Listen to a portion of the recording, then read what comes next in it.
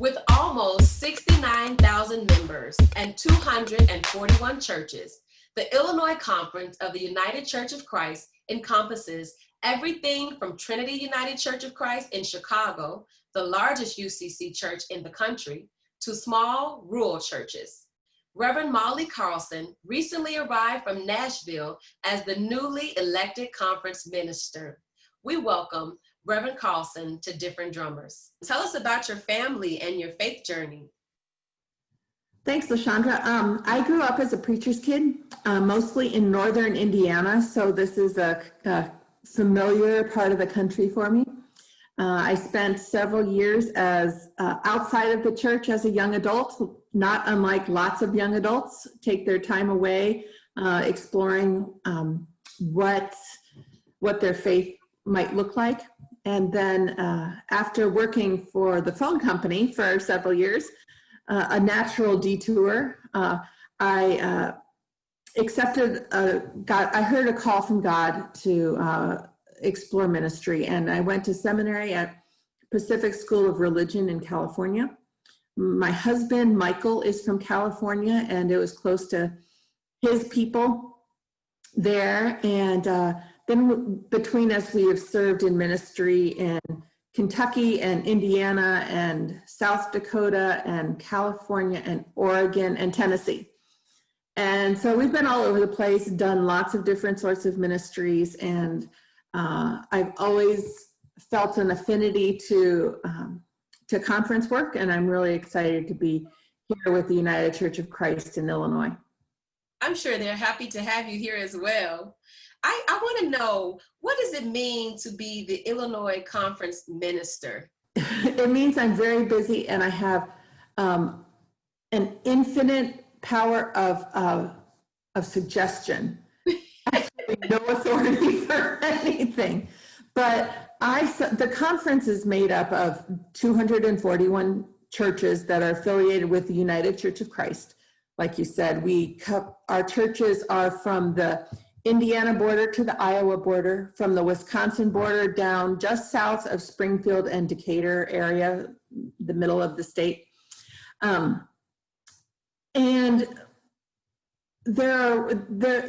our churches have independent, a lot of autonomy to make their own decisions, to call their own pastors, to live, but we live in covenant with one another. So I am maybe a covenant keeper more than anything, holding together and finding ways to connect those 241 churches, our several hundred clergy, our members of all of the churches. You mentioned the 69,000 members of our churches, and we have several covenant partners as well. So they're organizations that have their own separate identity or nonprofit status, but have some official partnership with the United Church of Christ. And so I'm really intimately involved with those. And my staff and I do a lot to support we're all about supporting the local church and helping each of our local churches thrive in the best way that they can. That sounds like a huge responsibility, especially when you're thinking about thriving ministries in the climate of this world at this time. So what do you think it means to be in this moment as it relates to ministry? I see so much culturally that is inviting us to think about how things were, or hurry up and get things back to how they were, or to imagine what the future might or might not be. And it's really hard to sit, I think especially during the season of pandemic, to sort of sit in the weightiness of right now. I think the whole country is living with a certain level of anxiety and or mild depression, and certainly a processing of grief. And it's uncomfortable to sit in the right now. And more than discomfort, there is just the reality that people are under so much pressure and stress and mental and spiritual weight that we aren't presenting our best selves all the time. And so we tend to be quicker to anger or more likely to point blame and to just settle into this space that we're in right now and living out of a center of love and compassion is terribly difficult. And finding ways to, I think one of the gifts of the church is to try to look for those blessings and create that space that allows us to live out of those core values that really matter and contribute to the common good. So let's talk about some of those values and what are your priorities for the conference? The conference needs to really do some work in terms of understanding how we're related to one another. Over the years, it's been not an uncommon story of the churches being part of our identity is autonomous. Our churches are autonomous. But there's also value in really being connected. And there's some internal struggles and decisions that have been made in the past that we need to do some work organizationally to improve our transparency and our trust between one another and amongst our churches. The United Church of Christ has a long history of being social justice advocates, being partners in change, being on the front lines of advocacy work. And those parts of our identity won't change. But I think we have such diversity in our churches here in Illinois. As you mentioned, we have our downtown churches, and we have churches like Trinity. And then we have these little tiny churches in little tiny communities. There might be a town of 600 people, and there's a United Church of Christ congregation there. And they are still a group of people that are seeking to hear from the still speaking God, that are committed to working for a just world for all, that are really trying to be faithful to follow the call that Jesus has placed in their lives. And they're unique in their own context, and they're in ministry in their own neighborhood. And so, of course, there's going to be differences. And so how do we come together with authenticity and honesty and transparency to be the very complex body of Christ in the world, with these, with just the realities of each of our communities surrounding us? And when you talk about the complex communities and the Illinois Conference, I'm wondering, how do you bring together such different voices and ideas? Well, there's always the centrality of Christ in our stories, right? And so there's always common stuff that we're centered around. And I mentioned just a moment ago some of those key aspects that are who the United Church of Christ say we are. You know, we are listening for the still speaking God. That's unique to who we are. We believe that no matter who you are or where you are in life's journey, you are welcome in our congregations and in our communities. And you will hear these phrases in all of our churches, no matter where they are. They're manifest in different sorts of ways. And so helping celebrate the commonality and the uniqueness of our churches is part of what I bring to the table in working with the conference, and finding the ways that we have shared ministries. For example, it was within the last year or so, the conference raised a whole lot of money for medical debt reduction. And it was a huge celebration and story. And as I started talking with some of my churches, they said, we never knew about that. We want to contribute too. So we're going to be launching a second medical debt reduction campaign because there's commonality about caring for our communities and seeing where injustices are happening, and how can we out of our faith and out of our convictions of making the world a better place, how can we contribute there? So we'll be launching a second campaign for medical debt reduction, and that's very exciting. I'm wondering if you can share with us how the churches are moving forward to assist people with voting and voting registration, especially since this is a critical year and a critical election. Yeah, we had a wonderful opportunity just a couple of weeks ago.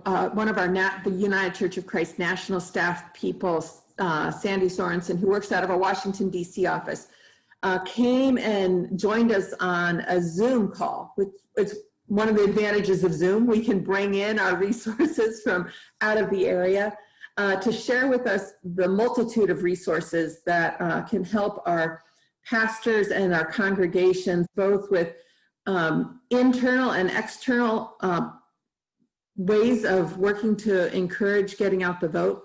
And we had just such a rich conversation, sharing ideas from all the different churches that were represented on that particular call. We have pastors who are going from house to house, to members that are unable to get out to deliver their vote, to pick up those votes, to have them delivered, to have a trusted person come pick them up and get them delivered when folks are concerned about mailing or other options.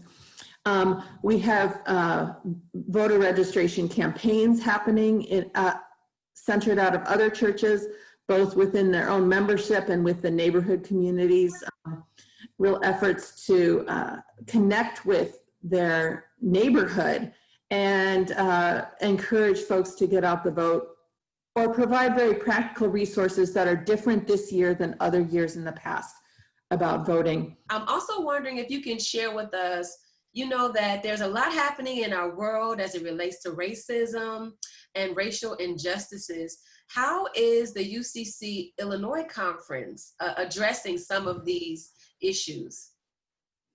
Well, the work toward anti-racism is a lifelong commitment. And we're committed to being part of working towards becoming more and more of an anti-racist organization.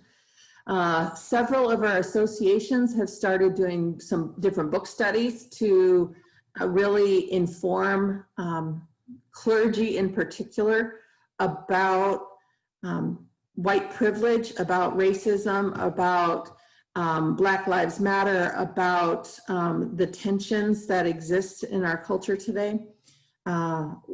We have a very active group in the Chicago metropolitan area where our congregations are much more diverse than in the rest of the association, that provide some real active and engaged leadership that help inform who we are and who we are becoming. One of the things we're working towards in the Illinois Conference is requiring a regular anti-racism or cultural competency continuing ed opportunity for all of our clergy, for them to maintain their standing as ordained authorized ministers in the United Church of Christ. They will need to have completed that on a regular ongoing basis. And it's just an integrated, needs to become more of an integrated part of our ongoing self-reflection, identity, and calling as Christians. We have resolutions that say we're going to be an anti-racist church, or that we're in opposition of discrimination, but living that out and actually doing the ongoing learning and the hard study and continuing to work on those rough edges. There are always going to be UCC leaders on the front lines of advocacy work around this. And there are always going to be UCC folks way down the sort of on the opposite end of that, wanting to not face realities about the experience of race in America. But the United Church of Christ in Illinois is committed to that hard and ongoing work of becoming and living out an identity as an anti-racist community. That sounds phenomenal. I love to hear that you all are working on the rough edges, you know, dealing with the things that people don't think exist, but you're saying we're committed to this, and that's amazing. So what is your prayer for our state, our nation, and our world? I pray every day that compassion will be bigger than fear. I could go on and on. I could pray for 3 hours about stuff, but I think the big thing it comes down to is where the core impetus of our actions come from. Does that come from fear, or does that come from compassion? Does that come from a place of love? And for me, that's the core of the gospel message. And my calling as a Christian and my calling as a leader of Christians, to understand that our life and our journey and our decisions and our actions need to come out of that place of love and care, even as we are surrounded by fear and hatred. We need that ethic of care and compassion as it relates to human beings across this world. Thank you for joining us, Reverend Carlson. I'm LaShondra Stevens for Different Drummers and the Greater Chicago Broadcast Ministries. Keep the faith.